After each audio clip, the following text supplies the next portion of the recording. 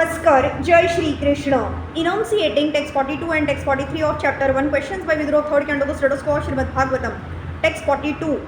So aham harer martya vidambanen drusho nrunam chalayato vidhatuho nanyo palakshah padavim prasadacha charami pashyana gata vismayo atra. I am not astonished at this, having travelled over the world without being seen by others. The activities of the personality of Godhead, which are like those of a man in this mortal world, are bewildering to others, but I know of his greatness by his grace, and thus I am happy in all respects. Although he was the brother of Dhritarashtra, Vidur was completely different. By the grace of Lord Krishna, he was not foolish like his brother, and thus his brother's association could not influence him. Dhritarashtra and his materialistic sons wanted to falsely lord it over the world by dint of their own strength.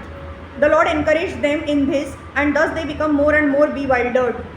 But Vidur wanted to achieve sincere devotional service of the Lord and therefore became a soul absolutely surrendered to the absolute personality of Godhead. He could realize this in the progress of his pilgrim's journey, and thus he was freed from all doubts. He was not at all sorry to be bereft of his hearth and home, because he now had experienced that dependence on the mercy of the Lord is greater freedom than so-called freedom at home. A person should not be in the renounced order of life unless he is firmly convinced of being protected by the Lord. This stage of life is explained in Bhagavad Gita as Abhayam Sattva Samashuddhiha. Every living entity is factually completely dependent on the mercy of the Lord, but unless one is in the pure state of existence, he cannot be established in this position. This stage of dependence is called Sattva Samashuddhiha, or purification of one's existence. The result of such purification is exhibited in fearlessness. A devotee of the Lord who is called Narayana Para is never afraid of anything, because he is always aware of the fact that the Lord protects him in all circumstances. With this conviction, Vidur travelled alone, and he was not seen or recognized by any friend or foe. Thus he enjoyed freedom of life without obligation to the many duties of the world. When Lord Sri Krishna was personally present in the mortal world in his eternal blissful form of Shyamasundara, those who were not pure devotees of the Lord could not recognize him or know his glories.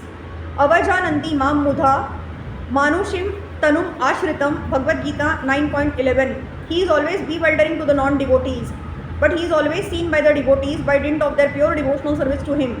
Text 43. Nunam nrupanam trimadot patha nam mahim muhusha chalayatam chamubhiha vadhat prapannarti jihirasha yesho apyupaikshataghama bhagwan kurunam.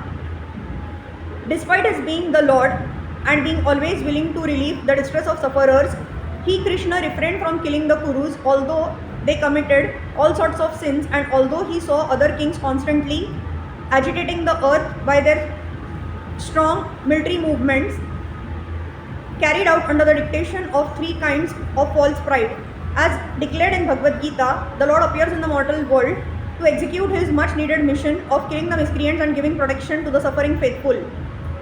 In spite of that mission, Lord Krishna tolerated the insult to Draupadi by the Kurus and the injustices perpetrated against the Pandavas, as well as insults to himself. The question may be raised, why did he tolerate such injustices and insults in his presence? Why did he not chastise the Kurus immediately?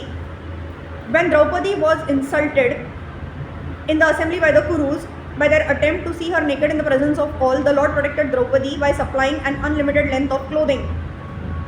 But he did not chastise the insulting party immediately.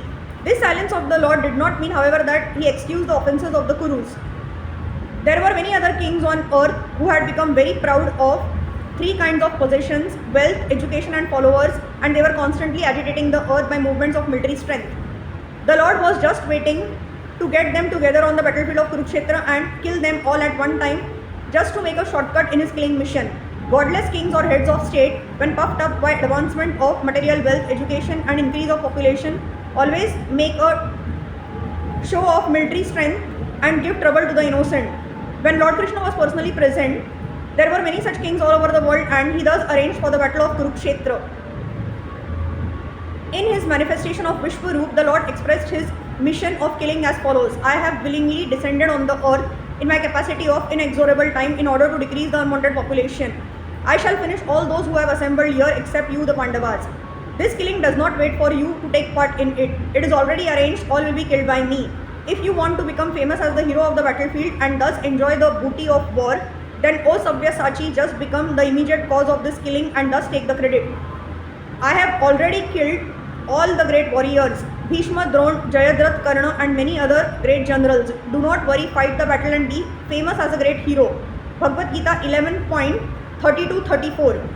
The Lord always wants to see his devotee as the hero of some episode which he himself performs. He wanted to see his devotee and friend Arjuna as the hero of the battle of Kurukshetra, and thus he waited for all the miscreants of the world to assemble. That and nothing else is the explanation of his waiting. Hare Krishna.